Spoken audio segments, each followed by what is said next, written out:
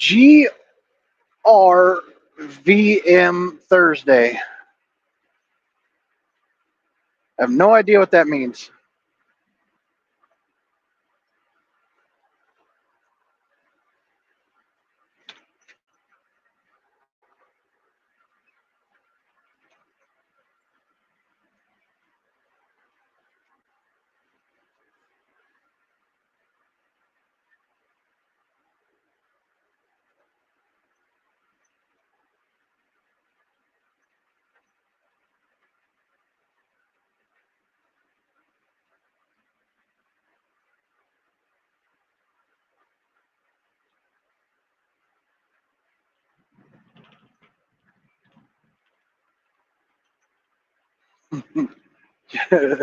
Just to be speaking some nonsense. Are you guys in cahoots? Like you trying to gaslight me into thinking that I'm having a stroke? Can't read.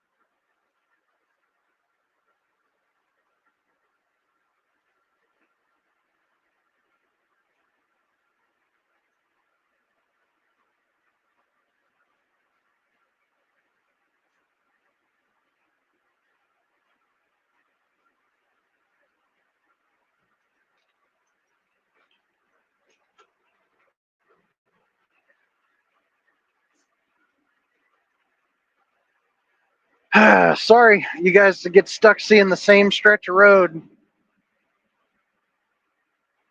I'm in the same spot around the same time every day. Next week, it's going to be a free for all. Who the hell knows what's going to happen?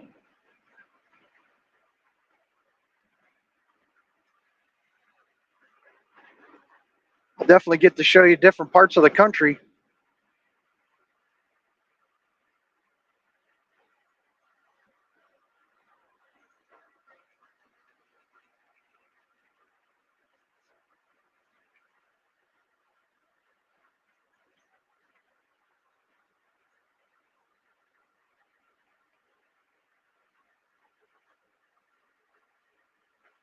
The joke's on you, though, because most of the country looks just about the same. It's either woods and mountains or woods and flat or just flat. Not until you get out west, down towards Texas, New Mexico, Arizona, then you'll start seeing desert. That'll be something new for some of you, probably.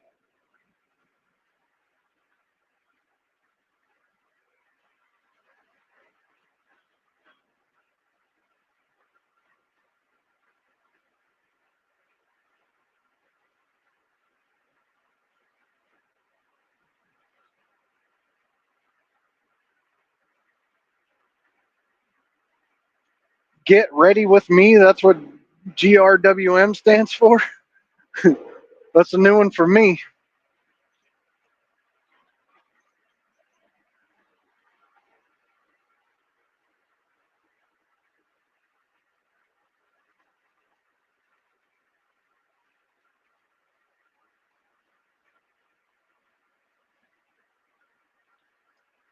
Another tedious day hanging out in my favorite place in a gun shop. Darn, I would just hate that.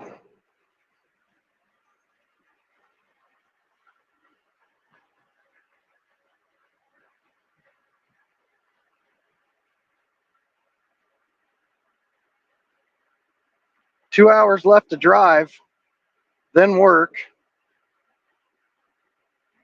then 5 hours home. Wow, that's just a little bit longer than my day. It's usually 5 hours, 5 hours, 15 minutes, something like that. About 45 minutes to hook up and leave. About 45 minutes to drop and hook at the upper other end up in Middletown, and then 5 and a quarter, 5.5 hours back.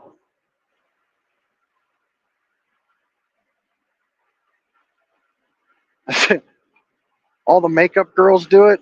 You and I watch different things on YouTube. That's all I gotta say.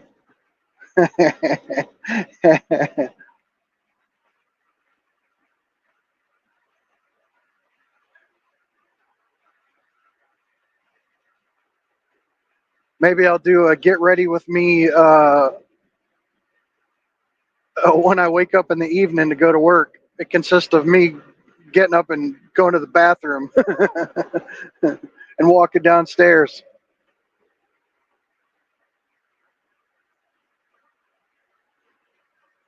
I don't think anybody wants that.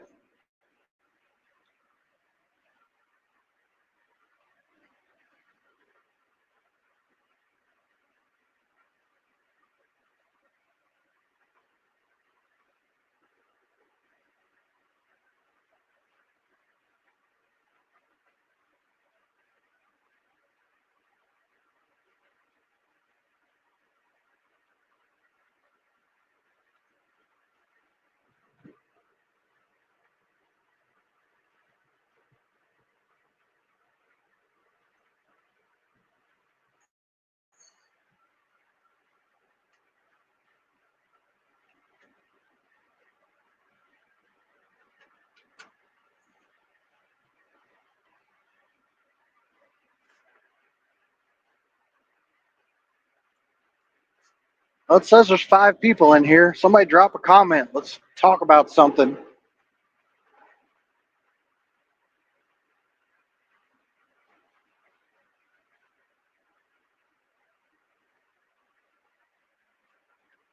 Ooh.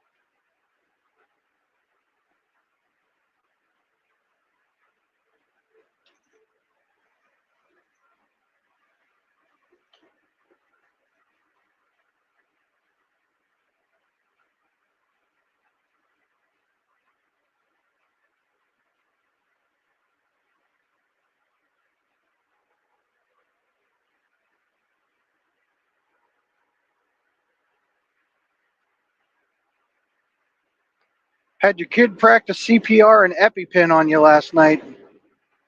Hopefully it was just practice.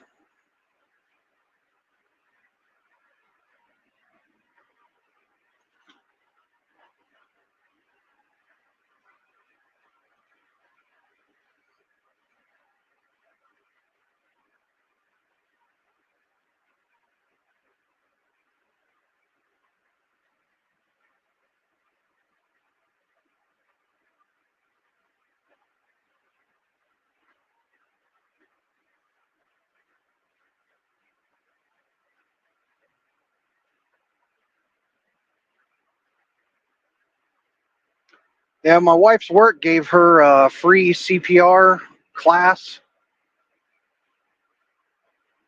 She works at a retirement home,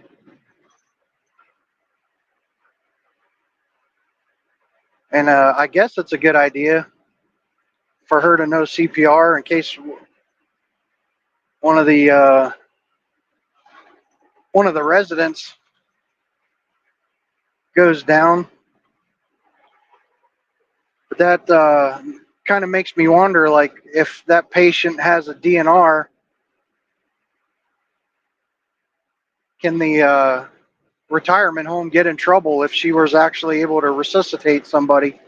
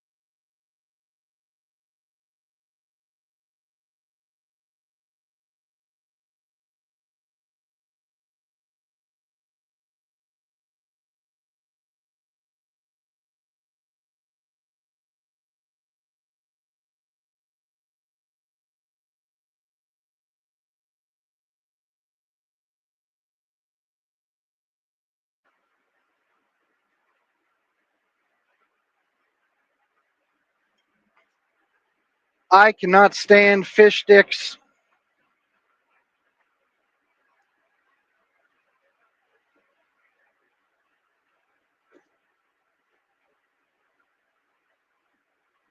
I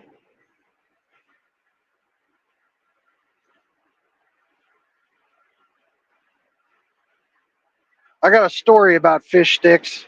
I actually ate that kind of stuff when I was a kid, but I remember in elementary school, uh, one carton of milk was never enough. I was always thirsty. And some people didn't drink their milk at all, and they would put it up on the window next to where you put your tray away. And if you finished your food, all your food, you could go up there and get that milk. Well, one day I wanted an extra milk, and we were having fish sticks that day, and I bit into one of my fish sticks, and it was all black. It was gross, but I ate it anyway because I wanted that milk. And I went up there and got that spare milk, and then went immediately to the bathroom and puked my guts out because that was a rotten fish stick. And as far as I know, that's the last time I ever ate fish.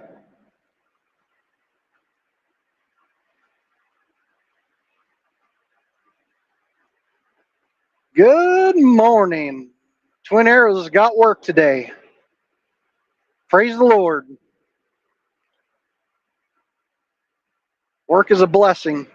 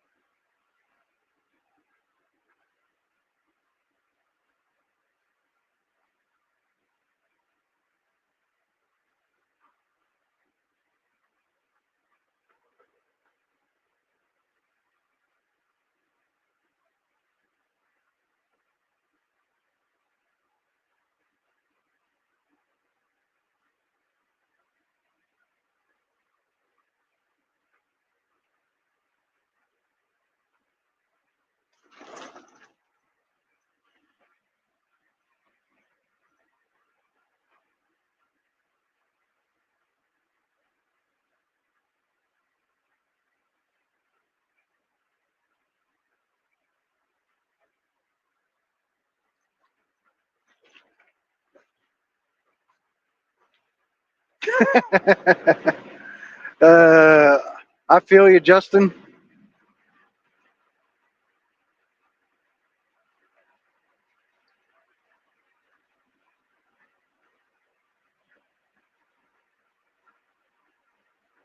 Bite into a tortilla chip just the wrong way, and it goes sideways, goes in between your tooth and your gum.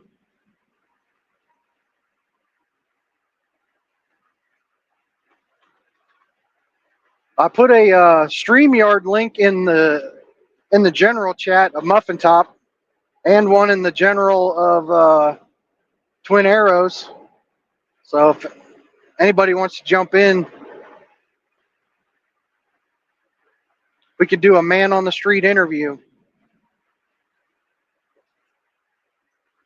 or just shoot the shit.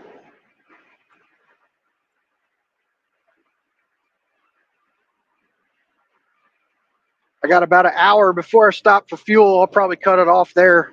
I won't make you guys sit through that.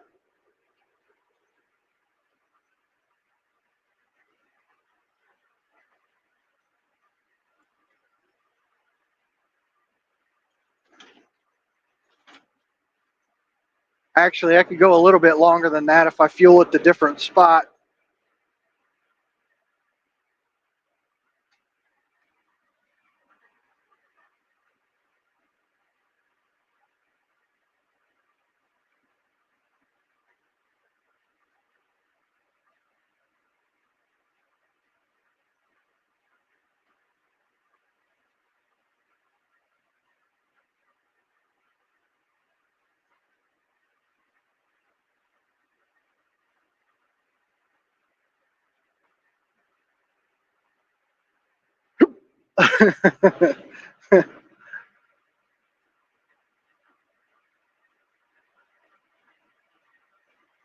I like the really, I don't know if you call them real tortilla chips. I like the one when they're really puffy. That way they don't have so much rigidity and destroy your gum line. Nothing's worse than Captain Crunch, though. Might as well be made of razor blades.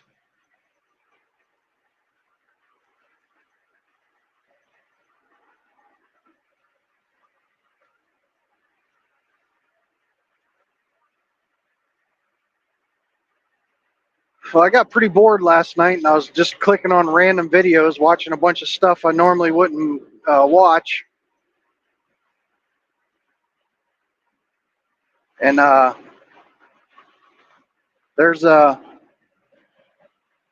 girl on there named Shoe on Head. I guess she's a, I don't know, quote unquote conservative commentator, and she, makes some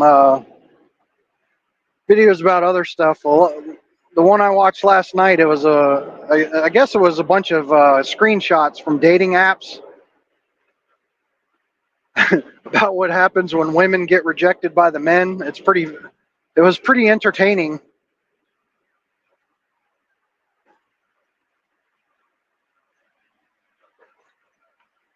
One girl went through all this work to get a guy's phone number. Like, she, instead of asking him, she asked one of his friends for his phone number, and then when he rejected her, she went off on him, like saying he's gay, he's got a small penis, she wasn't interested in him anyway, and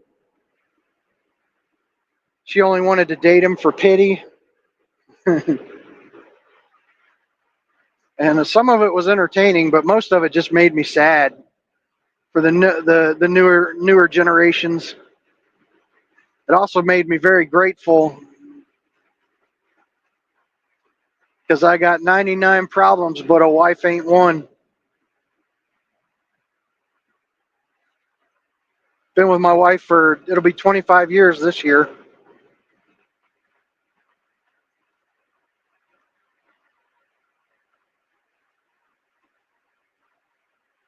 Yeah, it just made me appreciate her just a little bit more. She was a commie mommy, but she's interesting. Well, I think I watched my very first video of hers today, and it was that one about relationships. So I don't know. Is she like advocating for socialist policies?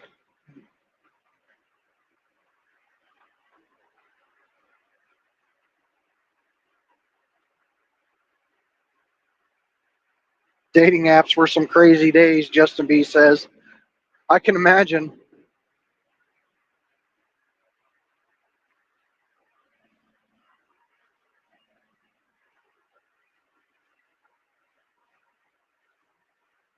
I know my youngest son is having troubles finding somebody.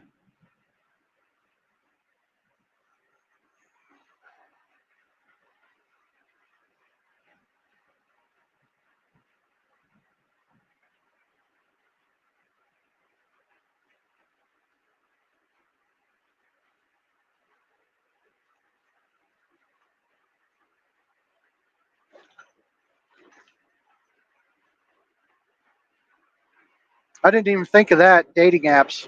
I should make him sign up for one. At least make him go out and try.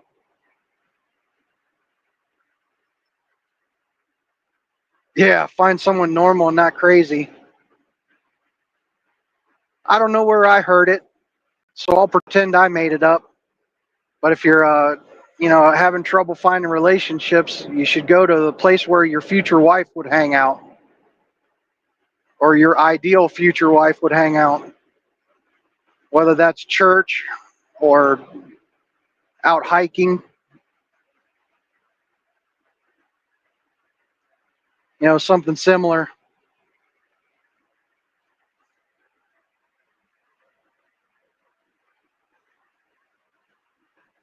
I never understood going to a bar to try and meet somebody. I guess if that was your life and you thought bars were cool and that's what you wanted to do, maybe that would be fun. Might find somebody that would do that with you.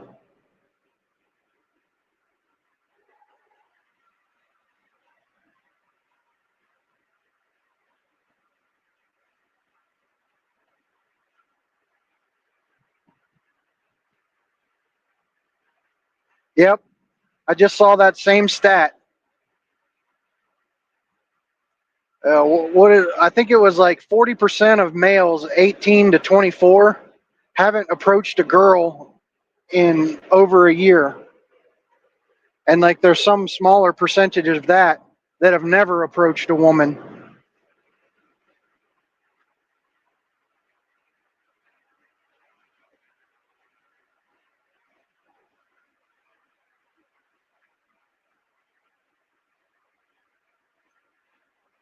One thing I got to say for my son, at least he took a shot. He was talking to an older woman.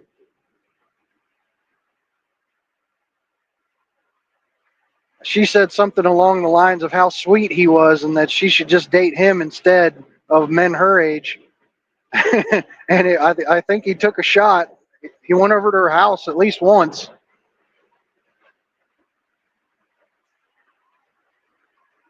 I think he was a little too awkward and shy, though.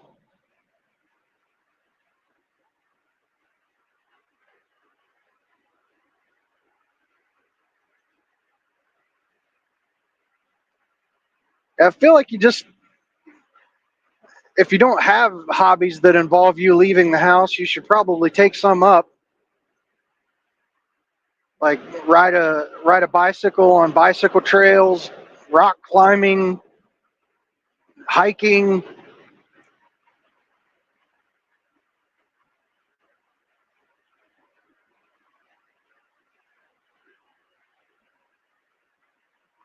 Just got to put yourself out into the world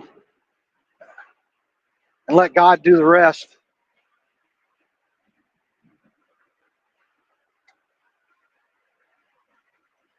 But I take the Ben Shapiro stance. You should be dating to find a wife, not just for fun.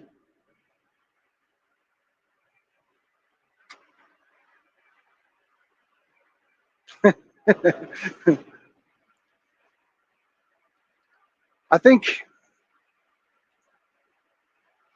things were different like 20 years ago, but I think in this day and age, like male and female peers of like this next generation, the 18 to 24-year olds, I think the boys and the girls are just in completely different places.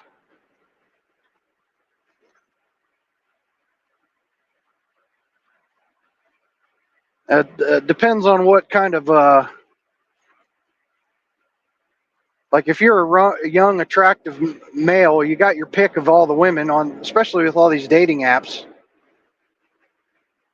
I think I saw something that said like the top 10% of men were getting 80% of the girls,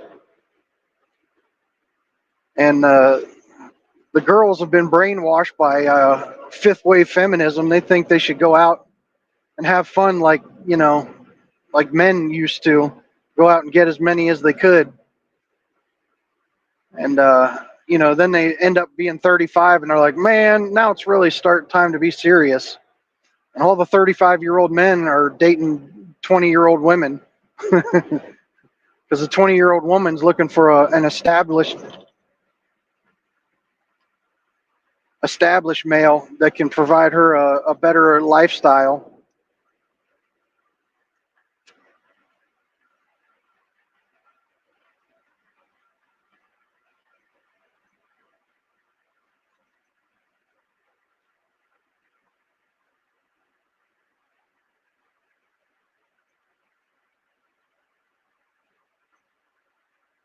Yeah,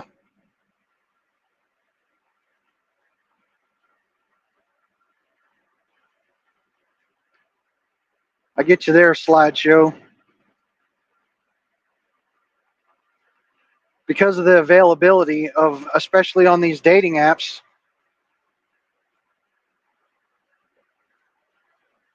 because of the availability of men on all these dating apps, then most men will sleep with just about anything.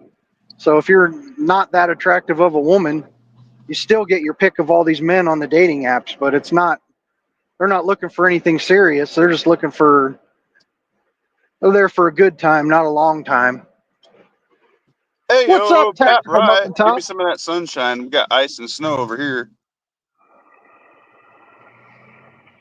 You want some sunshine? Oh, we just went behind a mountain. Oh, man. I was listening to your rescue chat last night. Yeah, I didn't get back on. Everybody was concerned, but Muffin Top got into it. So I Were ended you up, able to get over there and get back? yeah, if I could There you took go. 4 hours to go 12 goddamn miles. There's your son. Oh, man. Melt my ice, baby. You're too hot, Pat.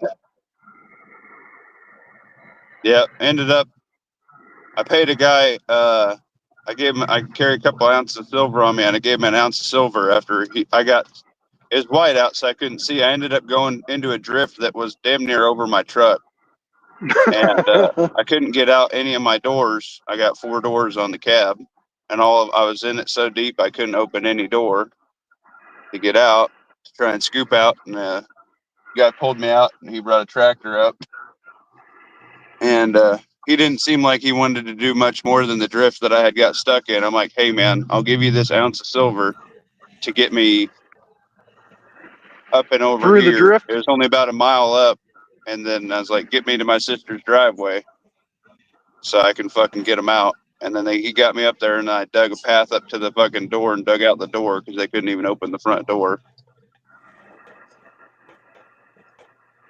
We I got them out. remember those days. Way back when I was still, hey-o, lawfully armed in the house. Back when I was a little kid living in Indiana, I remember those days. I have a very vivid memory of a snowdrift that completely drifted over our house. Yep. I remember luckily the door swung in. My dad had to open the front door and start digging, digging through the snowdrift just to get out the door. Yep.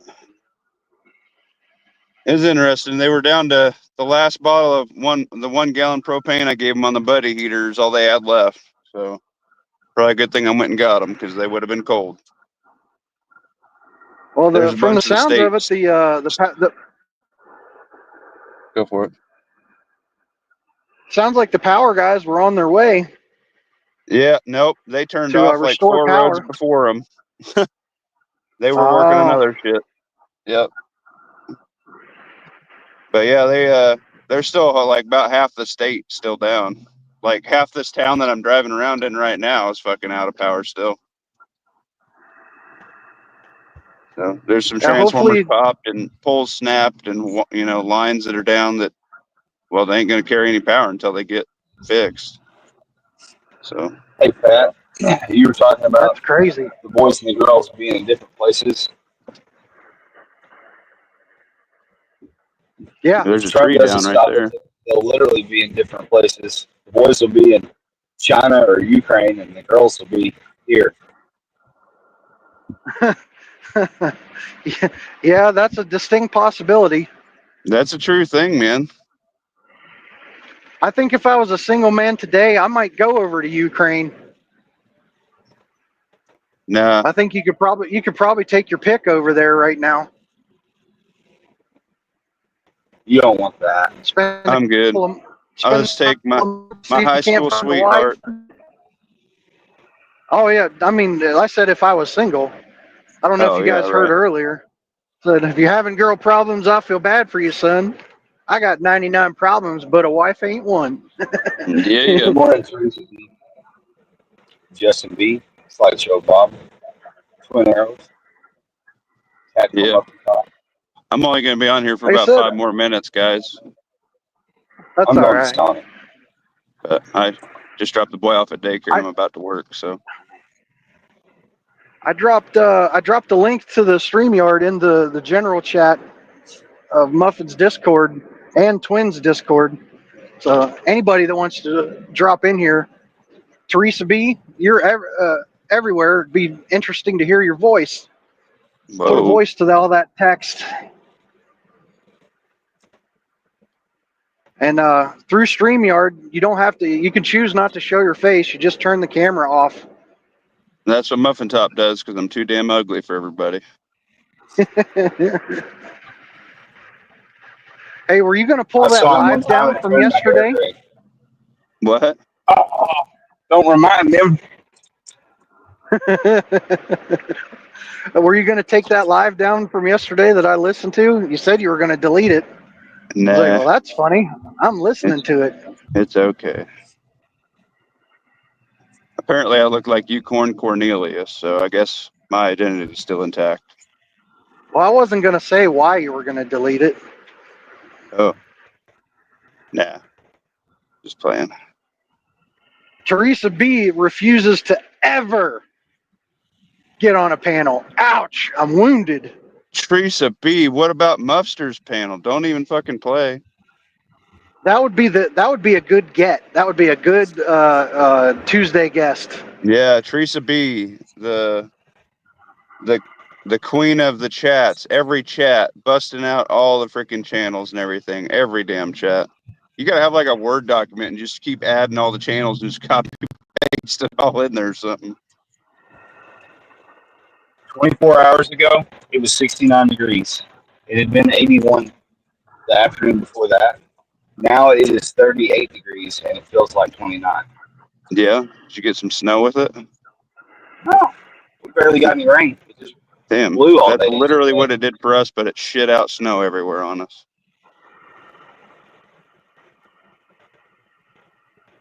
That's just depressing. Teresa B, many have tried. All have failed. Listen here, Teresa B, you haven't been serenaded by the Muffster yet. I can appreciate it. She's playing Maybe hard not. to get, Maybe maintaining her digital the chastity. muffster trying to get a lady on your chat.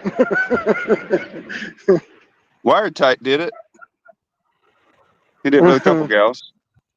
I'm not Yeah, but opposed he's to got it. Ladies know a lot of good shit. Actually, when I get into gardening and tips and tricks and canning and stuff, I might get a couple of those gals like Grit and Grace and stuff. That'd be a pretty good little chat. Everybody learn something. Because like Lawfully said, hell, we were talking about gardening and canning and we had a bunch of people and then we started talking about guns and people just dipped out.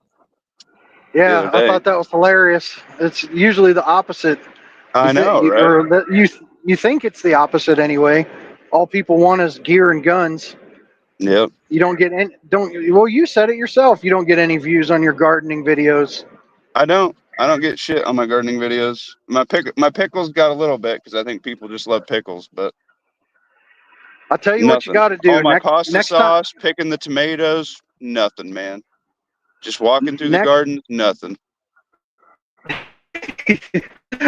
next time you make a gardening video, you got to wear the coveralls with no shirt on. Oh, That'll get them my. all. But you know what's even more messed You up see- is prepping wise, like the canning and the gardening videos, that's going to keep you alive longer than however many guns you could ever muster. That's for sure. Yeah, No, I've said it 100%. before. Go ahead. There will be some walking and talking chats this summer with no shirt. I got to even out my rotisserie chicken body.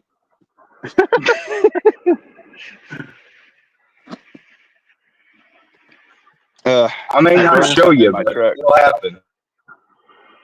My parking sensors are broken, so I must have busted something yesterday.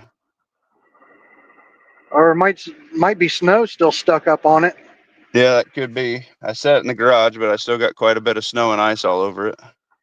Well, you said your garage was -16 the other day. I don't know if that's going to melt your snow. Well, that's probably true, but it's better than having it sit outside. Yeah. Yeah, it's fucking cold Well, I'm here. glad. I'm glad to hear everything went okay yesterday. Yeah, me too. I thought I was going to be out there for a minute. I mean, that drift that went over that I got stuck in, I mean, I couldn't see in front of my truck. And by the time I seen it, I had all my doors balls deep in it. And I was like, it's a good spot for me to be right now. Did you get high centered up in the snow, or yeah, man, I went slip? way up. I haven't checked my bumper yet, but I thought for sure I fucked up my bumper because when I hit, I just seen snow fucking fly over me and everything, and I couldn't see. And I was like, oh, I must have hit a very big drift. I was like, shit. I have a memory of when I was real little. My parents split up when I was really young. I remember one of my mom's boyfriends. Ooh, look at I Lawfully don't Armed know. looking sexy over there. I don't know why I remember his name. Probably his name was Brian Byswinger. And in my mind, he owned a monster truck. His truck was so high. In reality, it was probably just a normal lifted truck, but I was so little, I thought he owned a monster truck. Right. And I remember riding in that truck with him and my mom going through the snowbanks, and just like you said, that woof hitting those giant snow drifts. Yep. I can usually plow through them if they're under the bow tie. I mean, I don't have a monster truck. Mine's just leveled with 20s on it with just a size up tire on it. So I get about a 4-inch lift just that way, but it's like 3.5 or 3.25, depending on the tire size. But Well, hopefully your family took that situation into account, and they're well, going to I told stock him, up a little bit. I said, you're gonna have to reach into the redneck safe and solve some of these problems. And he said, what do you mean? I said, you see that gun safe right there? He's like, yeah. I said, I see a generator in there at least. He's like, yeah, you're probably right. And I'm like, I know I'm fucking right. Like, you need a generator, bro. So Yeah, you're probably gonna have to spend a couple grand on one big enough to run your house. mm, What? he's How gonna many be. watts?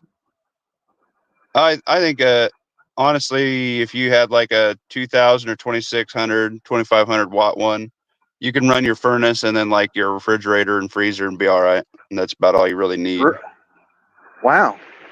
So I Maybe a got some plug. overkill. Oh yeah, yeah. I mean, it's just a 120 circuit on your furnace, and then it really don't pull That's that not much. 220. No, that's your AC. Your AC is 240. Oh, That's why everybody fails when it comes to AC. There's just not a good way to run AC because it sucks so much power. That's about the best you can do running. That's a mini split because that's but 120. my heat pump is basically just the AC running backwards. Is it still 220? Yeah, so you just run your furnace side. You should have. So if you have a heat pump, that's going to be your stage 1 heat. Then you're going to have your emergency heat on your stat. If you just switch it to emergency heat, which I recommend not running your heat pump below 35 degrees because you get sludging back to the compressor and you can bust your butterfly valves. So you just run That's good to emergency heat know. when it's that cold, which is your either electric heat or your furnace, and that's just a 120 circuit. Hey boys, If I'm up for air or anything, but Justin's in the back. All right, well, Oh, he can have my spot. I'm out. there's nobody back there. Eating a burrito, Waffly? Yeah, I seen that, you fucker head. There's nobody backstage. That's all right. See y'all later. I'm going to go have a cup of coffee for my breakfast, black with nothing in it. Lawfully's over there eating good food, making me sad. Take care. Be nice. I can't be nice. See y'all. See ya.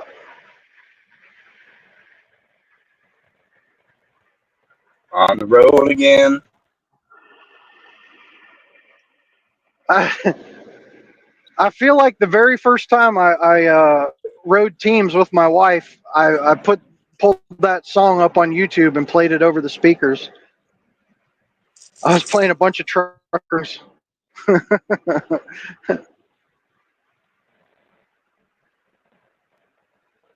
Dropped out, just getting fuel.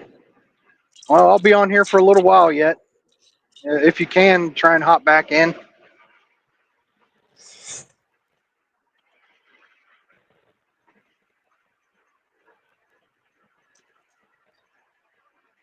Yeah, I don't have it set up where I can actually. I have 4 generators, 2 of which should be able to run my heat now that I know what size I need.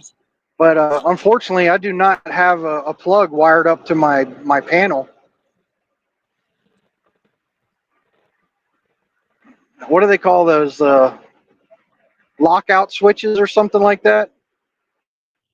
you switch it over to run off your generator, it cuts the grid power. Because I do know you can backfeed electricity into the grid, and then when the lineman comes out to try and fix the power, and he thinks it's off, you can actually electrocute the lineman. Yep. So I gotta figure out.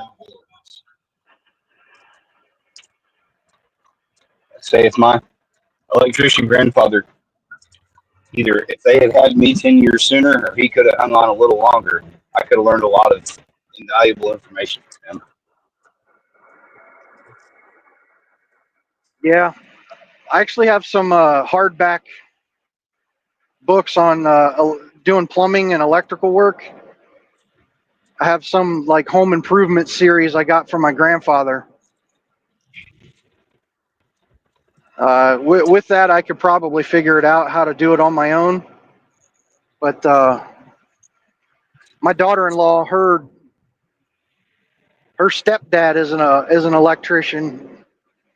I wonder if he could do it for me on the cheap. That's one thing I don't like to mess with much. I have put extra outlets around the house in various places,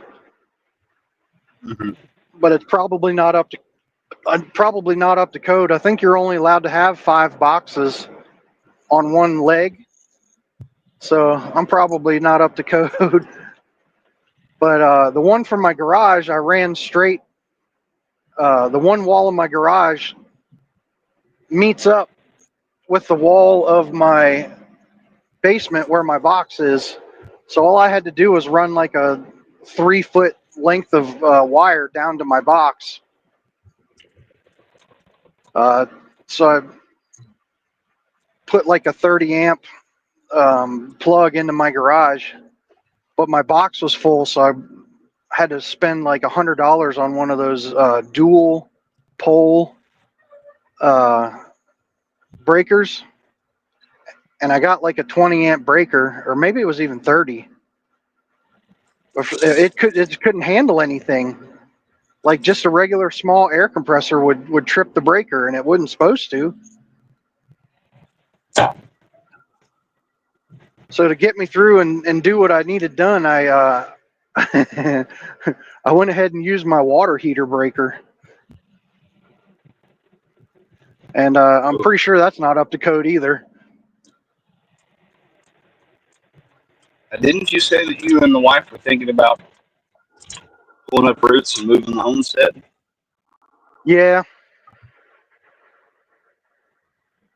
That plan's not going to change now with y'all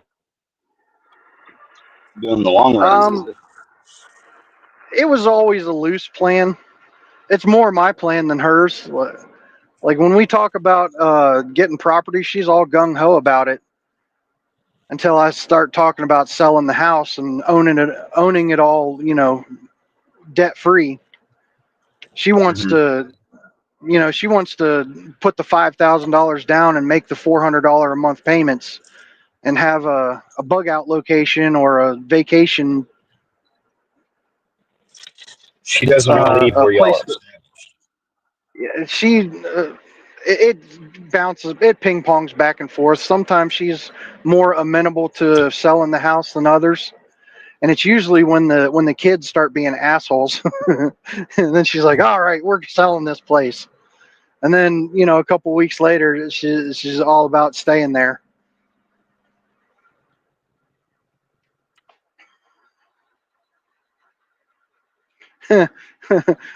Mark Legion says, I know enough about electricity to leave it alone. Yeah, I saw that. It's just adding. I mean, I was a mechanic for 15 years. I know a little bit about electricity. Just the doing things in a house is just a little bit different. Using solid copper wire instead of wire strands, and wire nuts instead of butt connectors. And enough electricity for it to be for keeps. Yeah. I've played with it ever since I was a teenager. I've been zapped more times than I'd like to admit.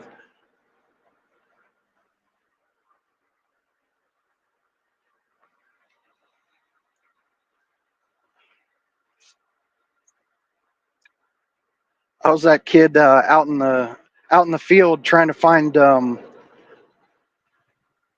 salamanders under rocks and backing into the electric fence and getting zapped. Way more times than I'd like to admit. You think I'd learned my lesson the first time? Nope. Probably 3 or 4 times. Like T-Rex electric fence, or just a little one, I mean, single strand to keep like well, goats and stuff in. around the cow pastures, those are usually pretty stout.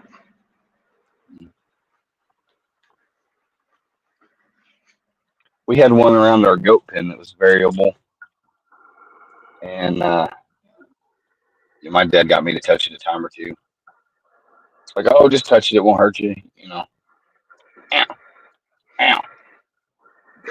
I was sitting on the back porch of my grandfather one day, and a male cardinal landed on it, landed on the fence, and I guess stuck 1 foot over on the hot wire and 1 foot on the fence, and just he went pop.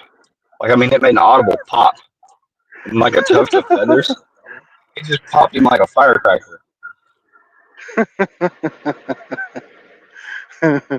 I'm sure you've seen squirrels running along the power lines that get their tails zapped off. Mm-hmm. We had goats a few years back, and I had put electric fence up around their area. I tried to do wire fence. That was so much harder than electric fence. And I think electric fence is the trick for them because you can move it all over the place easily.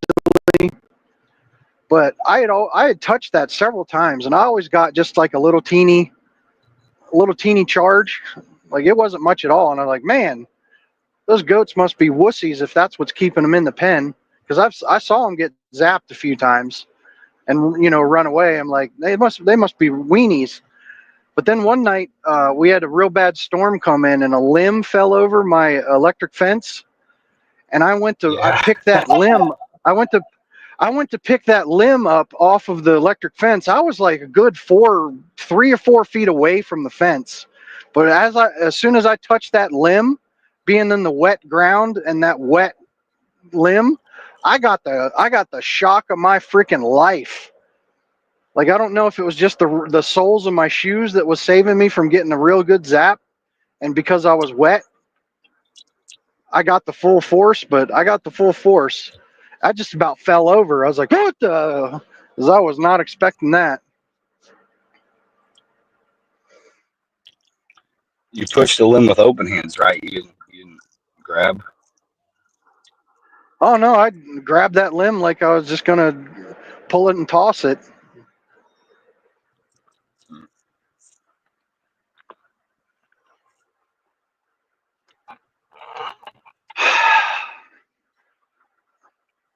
Can you guys see what's going on? I got these 2 freaking construction vehicles blocking the lane, slow rolling us. Yep. If I would have took a pee, just went in and peed real quick and then left instead of sitting down and trying to, take care of other business, I wouldn't have hit this. I'm only 3 vehicles behind it. If I was 5 minutes earlier, I would have missed this. Why do they have to run tandem? Why can't one get behind the other? They're closing the road so they can do something up ahead. They do this. I didn't know they did this. I didn't know they did this in Pennsylvania. They were doing it all the time in Connecticut. When I first started working and doing this run, I had a very short window where I could miss all the construction. If I hit the construction, I was screwed because they do this. They slow roll you while they pick up their stuff that they were doing overnight.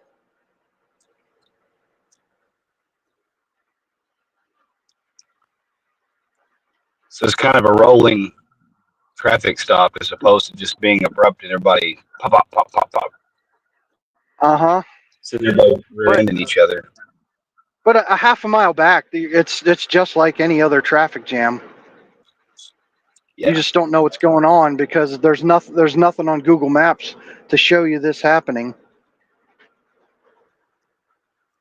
Somebody put it into Waze.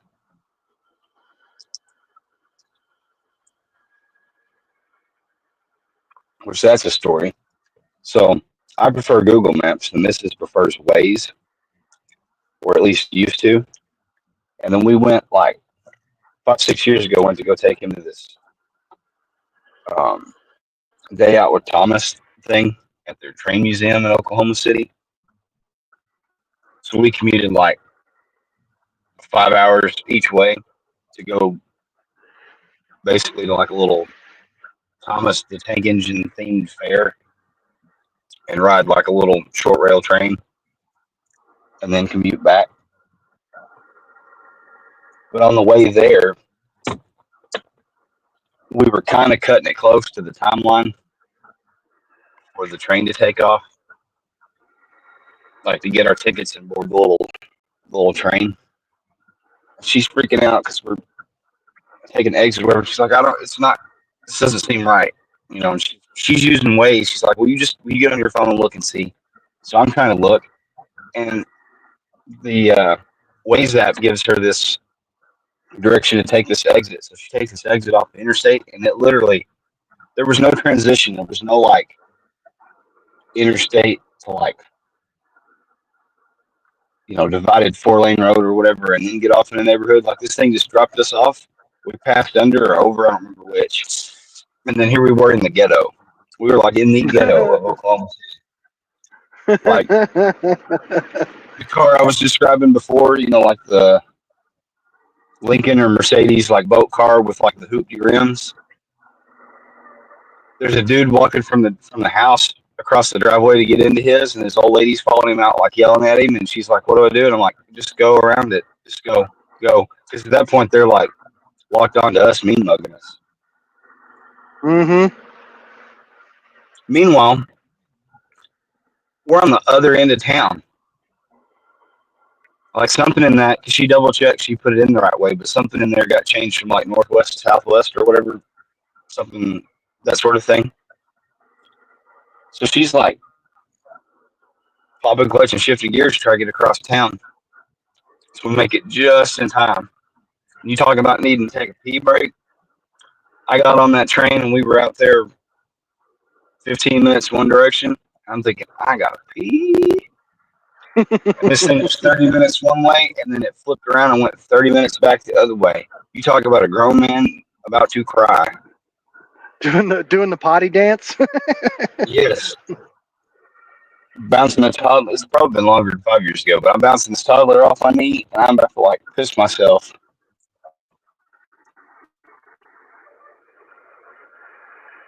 But we made it. Teresa B says her electric is back on. That's a blessing. Huzzah. You don't know you missed it until it's gone. ACR Protect. I dropped a StreamYard link in the general of Muffins chat. It's free for all. Anybody can join in. In his Discord. Yeah, Muffin Top's general Discord.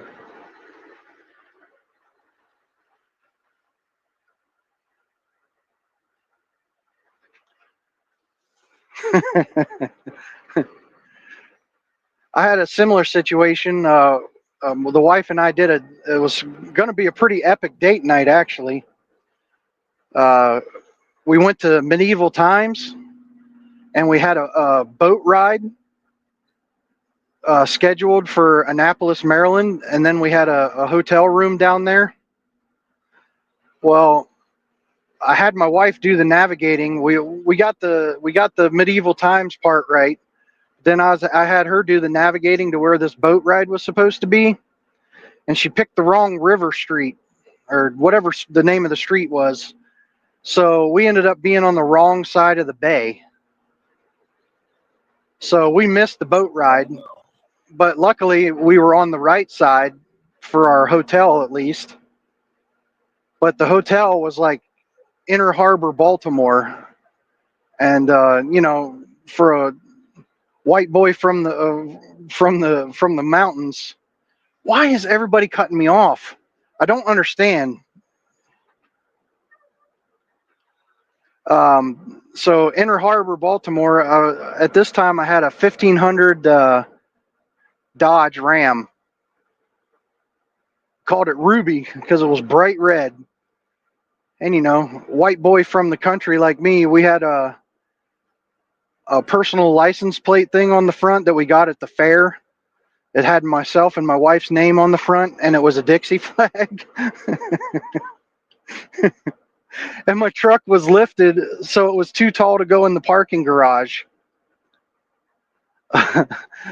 So they parked my lifted big red Dodge pickup truck with a Dixie flag on the front, out front of the hotel.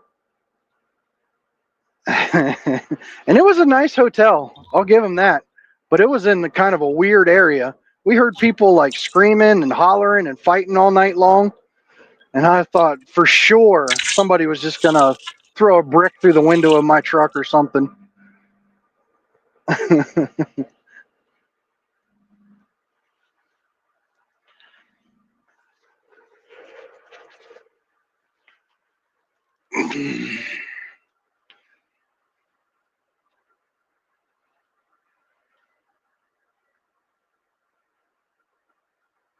Teresa B says bad winds dropped a bunch of trees. Electric's been out since 1 a.m. Well, that's not too bad. That's just enough time for your house to start getting cold. Not enough time to really like lose any of your freezer food or even your refrigerator food.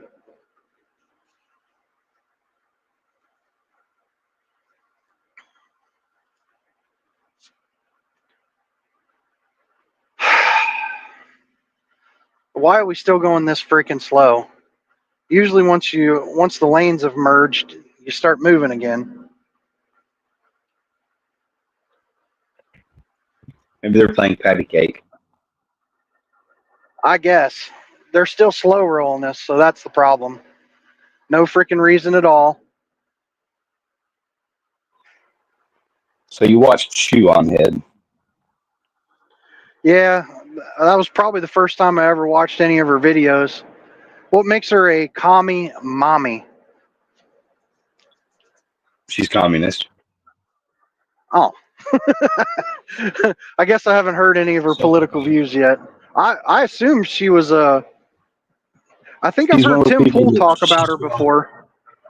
Yeah, she's on the left, but she says the left has left her behind. Like she stayed where she was at a decade ago. Like she's not. I won't say she's not crazy because she's communist, but like she was there on Jan 6th. Or was it the 20th? I don't know. She went down there. She pulled a Honda. She went down there and walked around and interviewed people and stuff. I think she might have went on the 20th. I don't remember. One or the other. But anyways, she's been making her political commentary videos for probably a decade now. And her views haven't changed. At least not in that direction. Like not more left.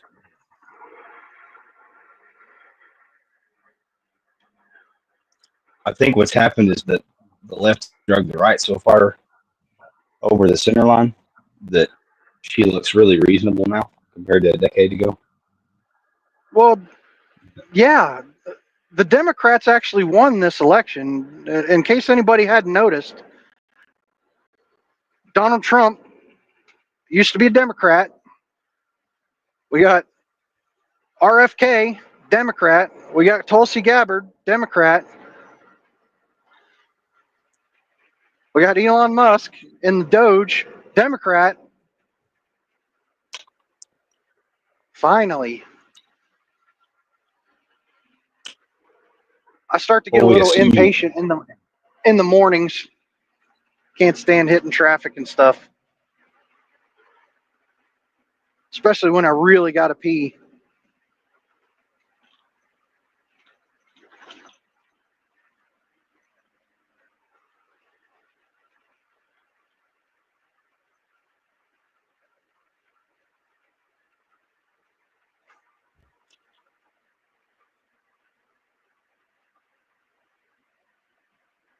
Muffin Top's lurking again. Yeah. Hey, oh, She's lurking mode. she's done videos like that for, I'd say, almost if not a decade. But in the last few years, like they've drug her. Like if you watch that most recent video, you know she's kind of trad wife dressed. That's kind of the newer shtick for her. You know, she used to just dress kind of well like a 20-something-year-old gothic liberal woman, but now she's married and she dresses the kind of the trad wife, more traditional makeup and the literal dresses and stuff.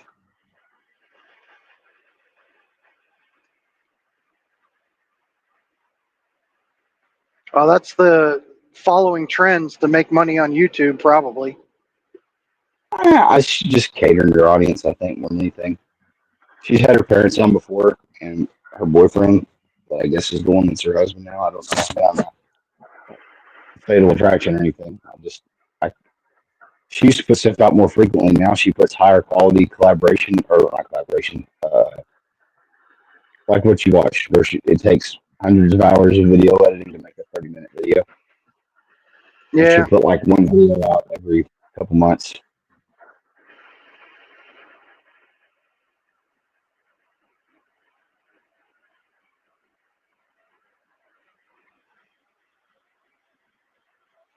Yeah, Teresa B is from in Ohio. I was born in Ohio. Uh, Pretty much all of my dad's side of the family's still there. They're in Zanesville, right off of 70. There's a Zane State College there. I don't know how close you are to that area.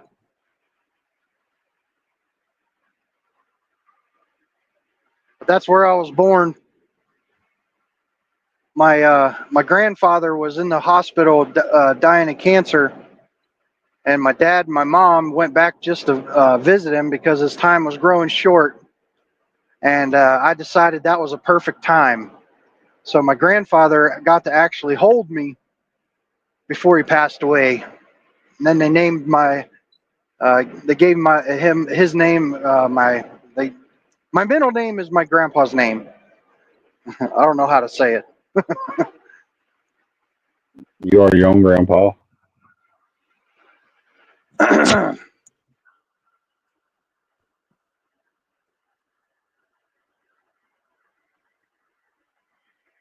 Yeah, Mark Legan says when Reagan was president, they watered down the conservatives. Yeah, slow march left. And it's funny the when we finally started swinging right, it's 90s Democrats that are swinging us back towards the right,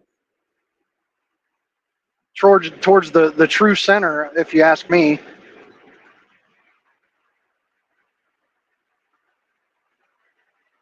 I just think it's hilarious that people have been Democrats and left leaning their whole life. They're considered extreme right wing extremists now by the left party because they've gone so far left.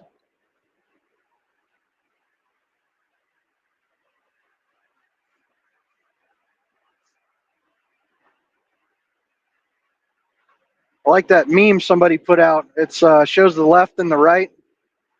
The one of the little stick figures doesn't agree with everything that other stick figures are saying, so they push him down and hit him with a stick. And then the right picks him up and says, "Are you okay?" And then the left says, "What are you siding with the right for?" Yeah, That's kind of the way it is, isn't it? pretty much. One side will accept people to cross the line, the other side won't.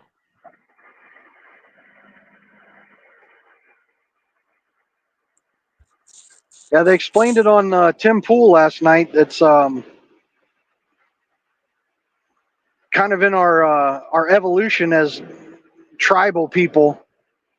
One side focuses on the internal threats, in order to survive and make your DNA last, your internal threat is the handsome, very successful hunter you have to compete with, and that's the left. And the other side focuses on external threats, other tribes and big scary animals, and that's more like the right.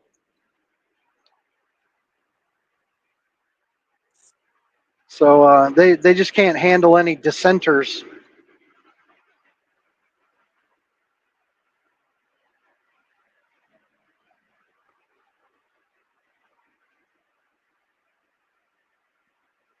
I just call them the mommy party. Like, oh, you can't be mean. You have to be nice to everyone, and everyone gets equal.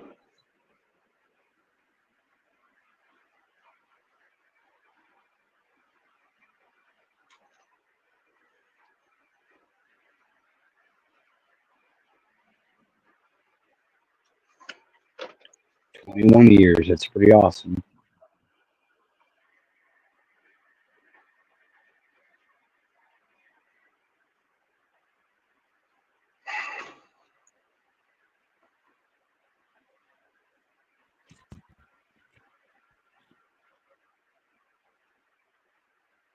What did he say? Did I miss it?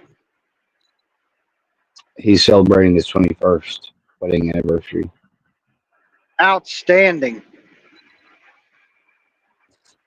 Let's see if this will come through the microphone. Sitting ovation. That's an accomplishment.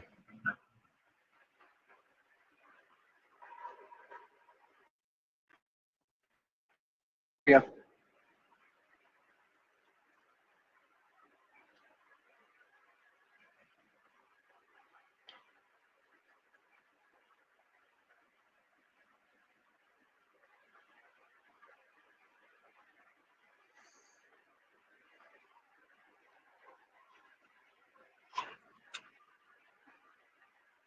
Looks sleepy. Are you hiding in the back room? Going into a food coma? I'll throw back up and go back. I'll have to get around here before long. I didn't need that burrito right now, but I'm glad that I went ahead and got it. I'm just taking a short lunch today, so I'll get out early. You're high vis. Showing faces. Hey-oh! Oh, it's backwards. Looks like I'm driving a right-hand drive. Since we're showing faces now. I've shown my face a lot.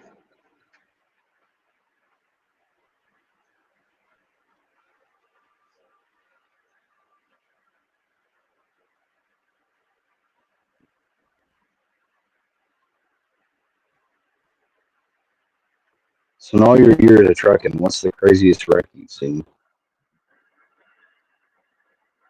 Well, I had a pretty bad one happen right in front of me. Driving somewhere close to Memphis, I want to say. There's this big, like 4 or 5 lanes, lane highway. I'm over in like the second to last right-hand lane, and over in one of the left lanes over to me, like everyone's going the same speed, except this one pickup truck, which catches my eye because he's going so much faster than everyone else. And I was kind of keeping an eye on him, and he was going so fast and like getting so close to the car in front of him. I thought, well, nah, he's not going to hit that car. He's going to hit the brakes, or maybe my depth perception is off, and they're just in different lanes. Nope. Like maybe 50 feet in front of me and off to the side, he just slammed into the back of that car.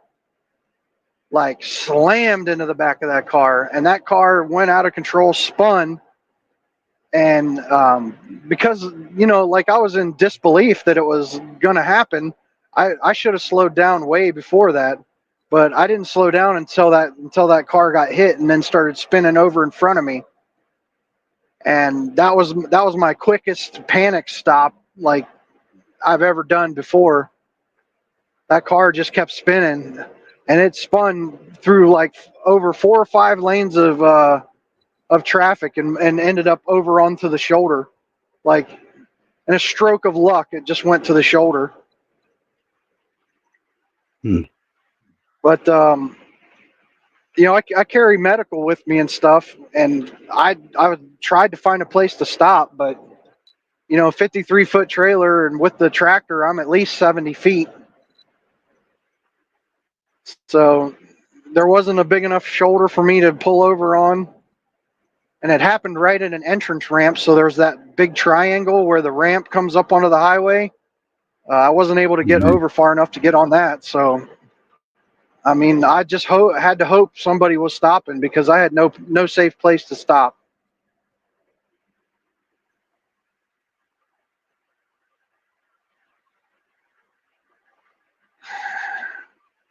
Wonder if the driver of the red truck had a medical emergency, like had a heart attack or something, and was No, I could see the dude, and I could see the phone glowing on his face.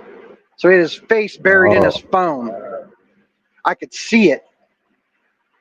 That was one of the other reasons I really wanted to stop, because I wanted to tell the fucking cops what happened.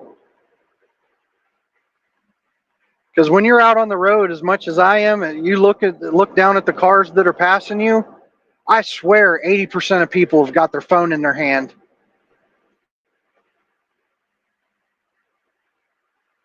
Even if they're not actively looking at it, it's still in their hand. Like today's day and age with Bluetooth headsets and voice control and all that, put your phone down.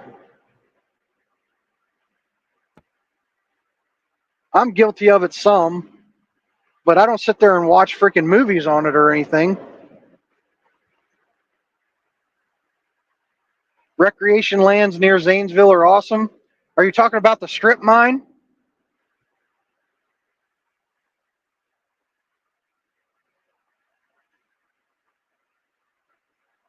What the heck is the name of that bucket?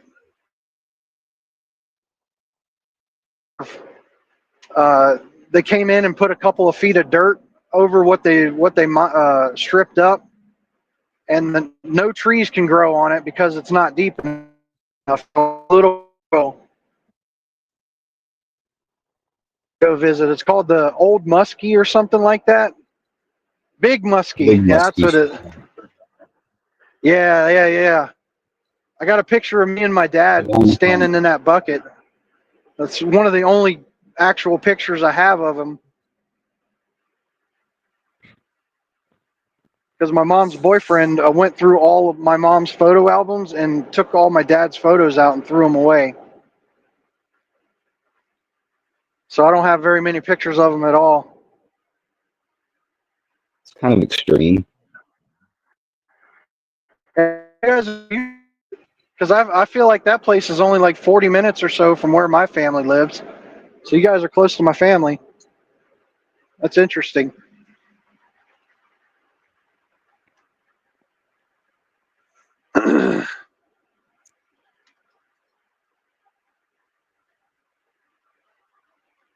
Grit and Grace says, put the phone down. Yeah.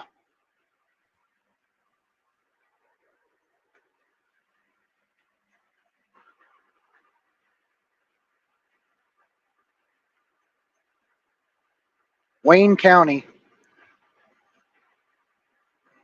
I wouldn't get any more specific than that.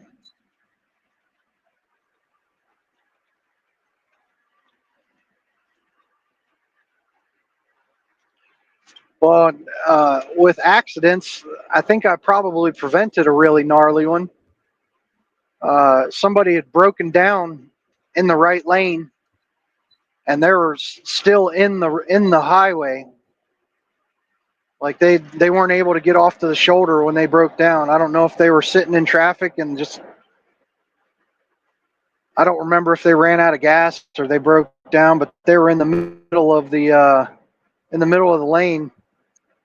And I I pulled off the shoulder and I was about to go around them, and then I just thought, you know, if I go around them, people are just going to continue to come flying up on them. So I went kind of sideways and blocked the shoulder and the lane, and I jumped out the passenger side of my truck, and I pushed them off to the shoulder. Then once they were on the shoulder, I was like, well, that's good enough. I'm leaving. Yeah, I've always been one that tries to stop it if I see an accident. When I was still a carpenter, we came around a turn. I used to commute with two of my other buddies. We came around a turn, and all we saw was a cloud of dust. And it was just a single car accident. I don't know what she was doing, talking on her phone or fell asleep or whatever it was. But she went around the turn and didn't turn and went right into those deceleration barrels that they have in front of the guardrails. She plastered those things. The sand went everywhere. There's all the dust in the air. And she was, I guess maybe in shock. She was frozen. I came up on her, and don't make a joke about that. I came up beside her vehicle, and I had to pull her door open. It was real hard to open, and the whole time she was just staring forward. She had her hands clenched on the steering wheel. All the airbags in the car went off, and that side curtain airbag is a pain in the ass. Mm-hmm. I took my pocket and I cut that airbag off so I could get to her, and she didn't even really acknowledge my presence for a couple of seconds. It was really weird. I thought maybe she hit her head or something.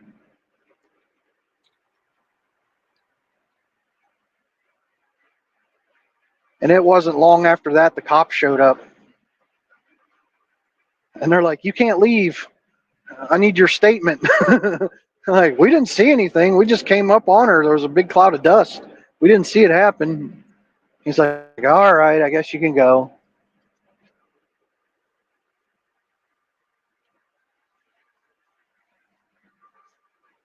Oh, Justin B's back. Hey, yo. Can you guys hear me all right? Can now. All right. Outstanding.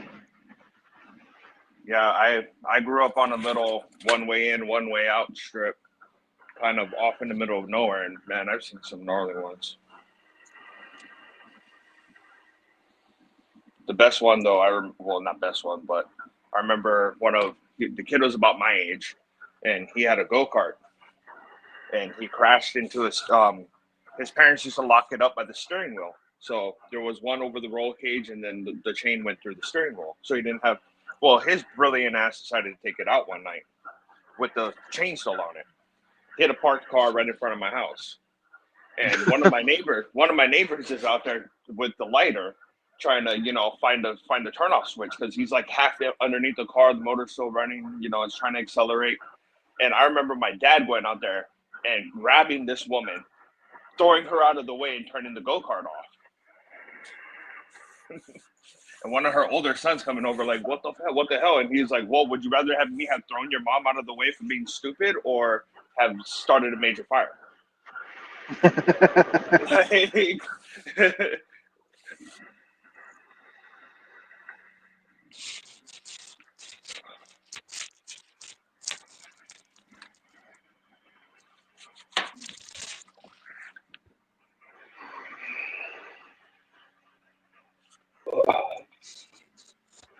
I've earned the nickname Crash. I've had a bunch of good crashes. That truck that I was telling you guys about, the red Dodge, I rolled that sucker, climbed out and walked away.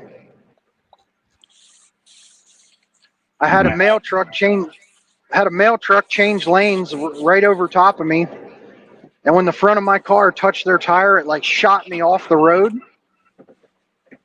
and all I could see was trees, and I'm like, damn, I'm gonna hit a tree. And then all of a sudden, I was airborne. The right where I was leaving the road, there was a freaking 12-foot drainage ditch. So I went flying down into the ditch. Walked away, not a scratch. I remember I fell asleep coming home from an overnight shift one time. I'd worked probably about 14, 16 hours. And you know, they got those signs in the middle of the road, right? So that you don't have the speed limit and stuff like that. Well, I clipped one of those, and I guess they're designed to brake. Well, I hit it right in front of my driver, right where the driver sits. There was a little mark on the front bumper, but it smashed my roof in, broke my back window. So I pull over at the next exit, and you know, I call my mom. My mom goes, "You're sober?" "Yeah, I'm sober." "Is there anything stupid in your car? Because you're gonna have to call the cops. Is there anything fucking stupid in your car? You sure you're sober?" Like, "Yeah, Mom, I'm good." Like, I just fell asleep. She's like, "All right, well, either case, like, I'll be there in 10 minutes. I'll probably beat the cops there." She jumped on her bike and got there quick, you know. And she's like, double, triple check your car before you freaking call the cops. You know, I was like 19 years old. She's like, "There better not be no fucking pot or fucking open alcohol containers or anything in there. You're gonna fucking get in trouble, even if you're sober." "All right, Mom." Called them, and they were like, "Yeah, we're actually going in your direction. We'll just follow you. You can go ahead and drive the car." He's like, "You're lucky though. I've seen that pole snap and go right through the front windshields before." And I was like, "Oh man."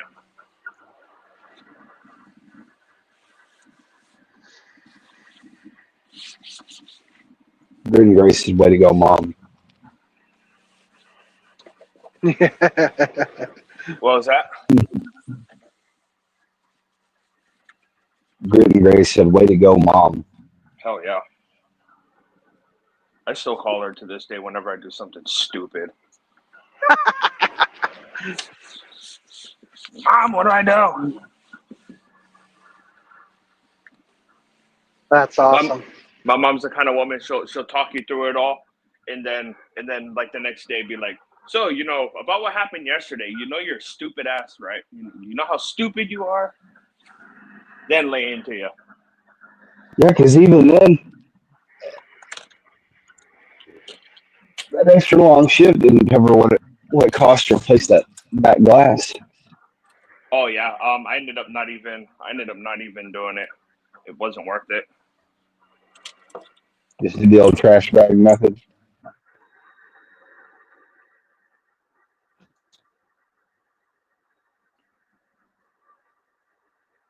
Let's see.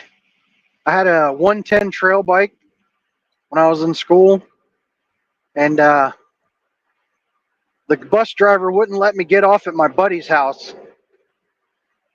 So when I got dropped off at my house, I ran to my back shed and I got the 110 trail bike out. I wanted to try and beat the bus to my buddy's bus stop, so I didn't put my helmet on. And I tried to catch up to the bus, and there was a bus that stopped on this hill. Well, beside the hill was an orchard. And at the bottom of the hill, there's a ramp from the orchard to go up onto the road. So I jump over into that orchard, and I'm getting it, you know, pretty much as fast as that little thing would go. And when I got down to the bottom, that ramp to go up on the road was much, much, much, much narrower than I remembered. And the front wheel of that trail bike fell down into the ditch as I was trying to get up on the road. I did a Superman, you know, hands forward, laid flat out into the ditch, and the bike flipped over top of me, and it came so close to me I could feel the heat from the engine on the back of my head. So it missed me by probably inches, and then rolled, you know, did somersaults and whatever in the ditch. The bus driver thought for sure I was dead. She stopped and opened the doors, and she's like fiddling, trying to get her seatbelt off. She couldn't get her seatbelt off fast enough, and she's like, "Oh my god, oh my god, oh my god!" She says, "Are you okay?" And I start getting up. I'm like, "Son of a bitch." And my buddy goes, "He's fine. Just keep going." So, so they just left me there. So close.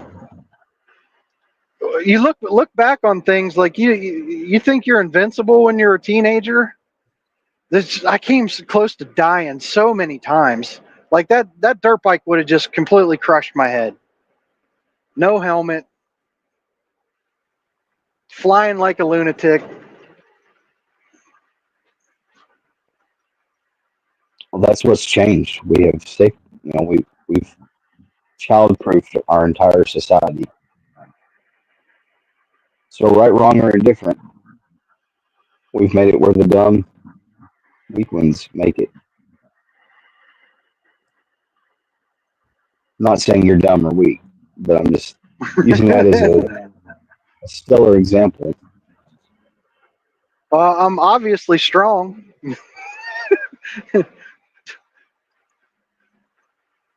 You got to be strong when you're dumb. You got to be tough when you're dumb. I didn't learn my lesson either because I wrecked my side by side a couple of months ago. Probably over a year now. And came around the dirt pile that I use as my backstop to shoot at. And I fishtailed a little bit too much. And there's a big ass rock on the backside. And the front tire of my side by side caught the hill a little bit and then hit that rock. And then just slung me, slung the whole side by side over onto its side. And I had my grandson in there, but we strapped him in real good. Like he was in a car seat that was strapped to the passenger seat, so he was fine. But when we hit that rock, it like shot me out of the seat and like started throwing me out the side of the side by side. And then the roll bar came down and hit me right behind the ear and then slid across my freaking skull and then off of my head. Just about ripped my ear off. I had to get they were going to give me stitches, but I made them glue it instead. I got a big old scar behind my ear. The inside of my ear was bleeding. They thought thought I had a skull fracture. They had to do an MRI. Knocked the dang tooth out of my mouth. You think I'd learn my lesson? Well, I learned it this time. I don't drive the side by side like that anymore. No more fishtailing. No more donuts. I rolled one at a birthday party.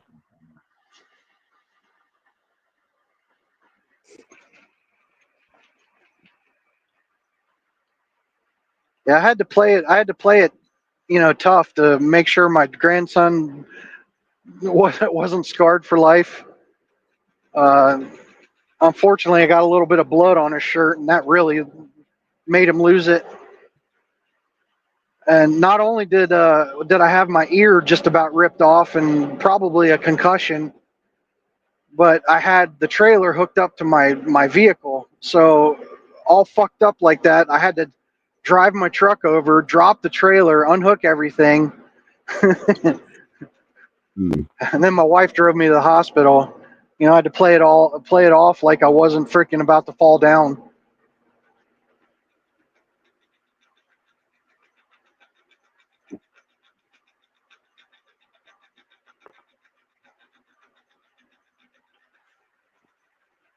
I was a little daredevil, grit and grace. Yeah, I guess.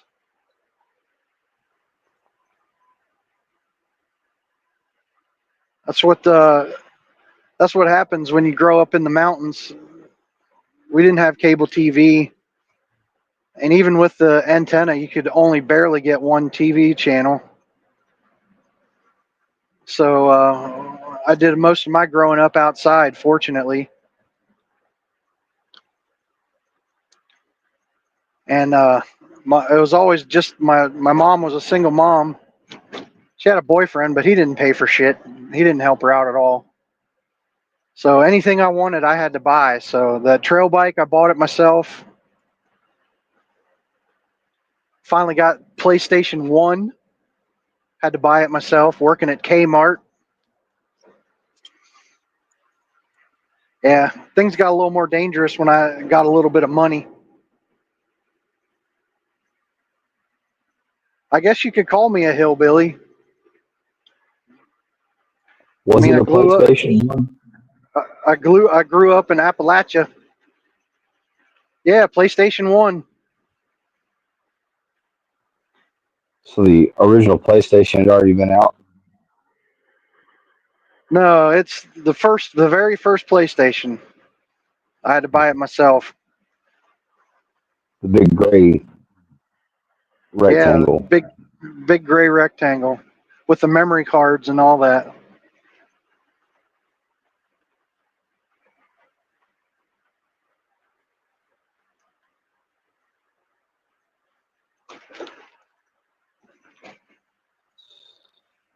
I was a So rich that would have hillbilly. been I had a PlayStation, I had Atari, and a Nintendo, baby. But my buddy, about he was 9. super rich. He had a Sega CD.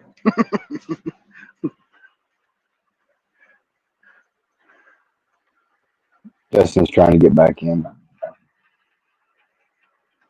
I didn't know he left. Heyo, Hey, you're back. yeah, I had to drop out. I was getting a phone call. No worries. My day just got 90 times easier for no reason. I like it.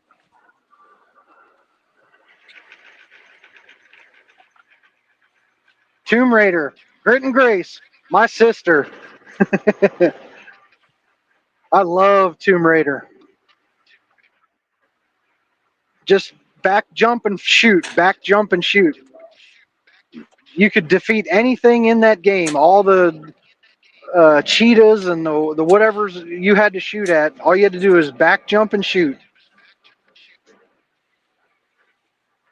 And you could climb up on walls and get to places where the bad guys couldn't get you, and you just stand there and shoot them.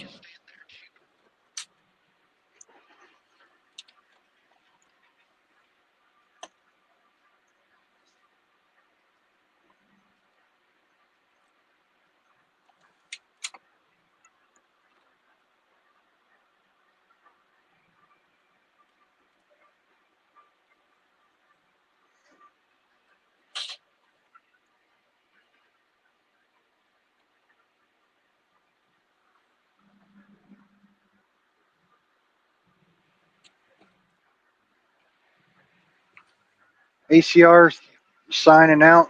Peace.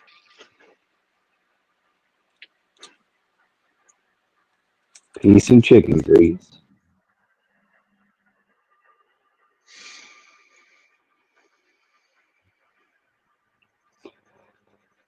I'm about to have to go wash my butt.